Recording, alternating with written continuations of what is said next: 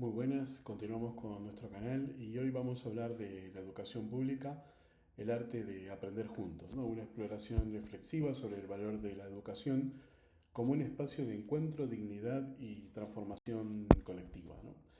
Entonces todos tenemos un recuerdo de una voz que nos marca, ¿no? Una maestra, un profesor o una frase que se nos quedó grabada. Quizás fue algo simple como vos podés, no te rindas, pensar otra vez.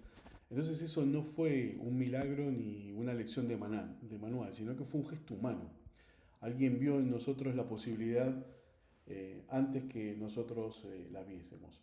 Entonces, en ese momento en que la educación deja de ser un deber y se convierte en un descubrimiento.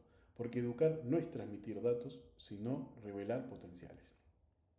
Entonces, detrás de cada historia de transformación hay un aula, un libro compartido, una mano que señaló el camino, ¿no? Y en el fondo, eso es la educación pública, una red de confianza entre desconocidos.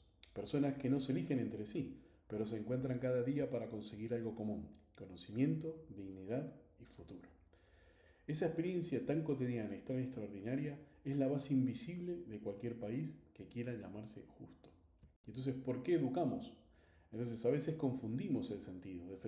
Decimos que educamos para el trabajo, para la productividad, para la competitividad. Y sí, todo eso es muy cierto. Pero si solo fuera eso, la escuela sería una oficina más. Entonces, ¿para qué educamos realmente? Educamos para aprender a mirar al mundo con sentido, para entender de dónde venimos, quiénes somos y hacia dónde queremos ir. Educamos para ampliar la conciencia, para pasar del yo al nosotros. En un tiempo saturado de información, educar es un acto de resistencia, porque la información no es conocimiento y el conocimiento no es sabiduría. Entonces educar es lo que transforma esos datos dispersos en comprensión, en criterio, en empatía. Y eso precisamente no puede hacerlo un algoritmo. El filósofo Edgar Morin lo resumió así: educar no es llenar un vaso, sino encender un fuego. Entonces, un fuego que no se consume, sino que ilumina, y debe ser encendido en todos, no solo en quienes puedan pagarlo. Entonces, obviamente, tenemos que saber que lo público como un espacio de encuentro. La palabra entonces público no siempre se entiende. El significado, digamos, porque decimos público y automáticamente se nos viene el significado de Estado, ¿no? En el sentido burocrático. Pero lo que tenemos que entender es que público significa de todos, con todos y para todos. Entonces la escuela pública es el lugar donde la diversidad deja de ser una teoría y se vuelve convivencia, donde se cruzan historias, acentos, orígenes, realidades. Allí el hijo de un médico comparte el recreo con la hija del albañil. Allí un chico recién llegado de otra provincia o de otro país aprende que tiene el mismo derecho a preguntar, a equivocarse y a aprender. Entonces esa experiencia tan simple y tan poderosa es el primer aprendizaje democrático, porque la democracia no se enseña en los discursos, se aprende en la práctica cotidiana de convivir en la diferencia. Y eso, en un mundo fragmentado como el de hoy, es revolucionario. Por eso, cuando defendemos la educación pública no estamos defendiendo una estructura, sino un modo de ser comunidad. Obviamente que esto no deja de ser un espejo, ¿no?, para nuestro país. Entonces toda escuela es el reflejo del país que la sostiene. Entonces una escuela bien cuidada habla de un pueblo que cree en su futuro. Una escuela abandonada habla de una sociedad que se resignó. Entonces recorramos mentalmente nuestras aulas, los bancos, la pizarra, los mapas, los libros, nuestra bandera.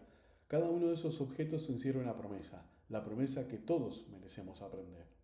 Cuando una escuela pública abre sus puertas, abre también la posibilidad del ascenso, de la igualdad, de la esperanza.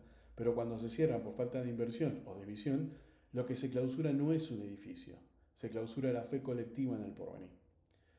Pensemos en cuántas biografías se han construido gracias a esta red pública. Científicos, artistas, docentes, profesores, enfermeras, técnicos, ingenieros, músicos. Entonces la mayoría de ellos, antes que nada, fueron niños de escuela pública. Esa cadena de oportunidades, ese ADN de justicia educativa, es lo que mantiene viva la posibilidad de un país más equitativo. Y obviamente que hay muchas cosas que no se pueden medir. Siempre vivimos obsesionados con los indicadores, las tasas de graduación, los resultados de pruebas, los rankings internacionales, pero hay cosas que ninguna estadística puede medir. No se puede medir la emoción en los ojos de un chico cuando entiende algo difícil, ni el orgullo de una madre cuando su hija es la primera en la familia en terminar la secundaria, ni la creatividad que surge cuando un grupo inventa una obra de teatro con cartones y colores. Esas son las zonas invisibles de la educación, las que no aparecen en los informes pero que sostienen la humanidad de la experiencia educativa.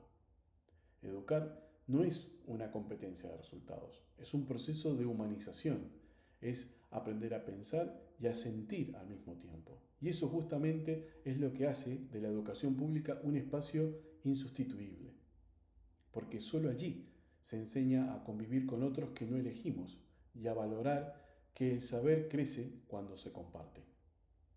Y obviamente que tenemos que aprender en un mundo de constantes cambios, ¿no?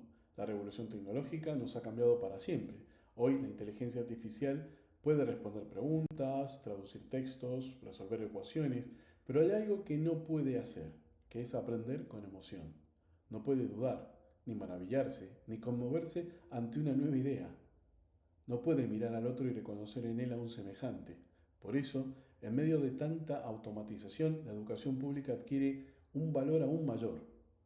Nos recuerda qué significa ser humanos. La escuela pública debería ser, hoy más que nunca, el espacio donde se desarrollen las habilidades que ninguna máquina puede copiar: la creatividad, la ética, la empatía, el pensamiento crítico. No educamos para competir con la tecnología, sino que educamos para usar la tecnología con conciencia. Y eso requiere un tipo de inteligencia más profunda que la digital, la inteligencia moral. Y obviamente que tenemos una deuda no invisible, ¿no? A menudo nosotros hablamos de deuda externa, de los mercados, de las tasas de interés, pero hay una deuda que no se ve y que pesa sobre todos nosotros, y que es la deuda educativa. Cada niño que abandona la escuela es una oportunidad perdida, una historia que se interrumpe. Cada maestra que se agota sin reconocimiento es una grieta para el alma del país. Cada universidad que se deteriora es una frontera que retrocede. Invertir en educación pública no es caridad, es una forma de justicia preventiva, porque donde hay una escuela hay un horizonte, y donde falta una escuela crece la desigualdad y el desencanto. El economista Zen hace muchos años lo expresó con mucha claridad. La educación es una de las libertades más poderosas que puede tener una persona. Y las libertades, como los derechos, no se delegan, se ejercen y se cuidan. Hay mucha gente que dice que vivimos en la sociedad del cansancio, ¿cierto? Es una época donde todos compiten, se comparan, se miden. Entonces la escuela pública sí que se mantiene fiel a su espíritu. Es uno de los pocos lugares donde se enseña lo contrario, que el otro no es un rival, sino una posibilidad.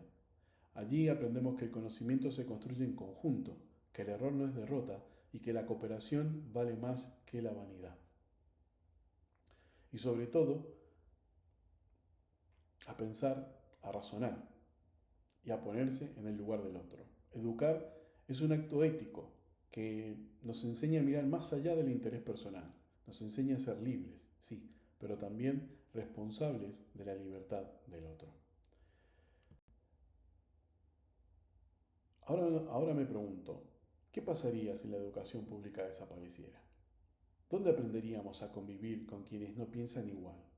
¿Dónde se enseñaría la tolerancia, la empatía, el respeto? ¿Y qué pasaría si, en cambio, hiciéramos de cada escuela un faro, un lugar de encuentro, de cultura, de ciencia, de comunidad, un espacio donde el conocimiento no sea carrera, sino celebración? Quizás entonces la educación dejaría de ser un problema que resolver y se volvería un proyecto, el proyecto que nos une. Tal vez redescubriríamos algo esencial, que el conocimiento no se acumula, sino que se comparte, y que aprender juntos es la forma más profunda de justicia. En un mundo que cambia cada día, la educación pública sigue creyendo en algo que el tiempo no lo ha podido reemplazar, que es ese encuentro humano. Una maestra que escucha, un alumno que pregunta, una comunidad que acompaña, ese es el tejido invisible que sostiene la esperanza. Por eso, cada vez que defendamos la educación pública no estamos hablando de presupuestos, sino de destinos. de la posibilidad de seguir siendo humanos en un mundo que a veces olvida la humanidad. Educar es sembrar futuro, pero también es sembrar confianza, y la confianza es el suelo donde florece toda democracia posible. La educación pública es el arte de aprender juntos, de reconocernos en el otro, de construir, con paciencia y ternura, un nosotros más sabios. Porque el conocimiento nos libera, sí, pero solo si lo compartimos. Muchas gracias.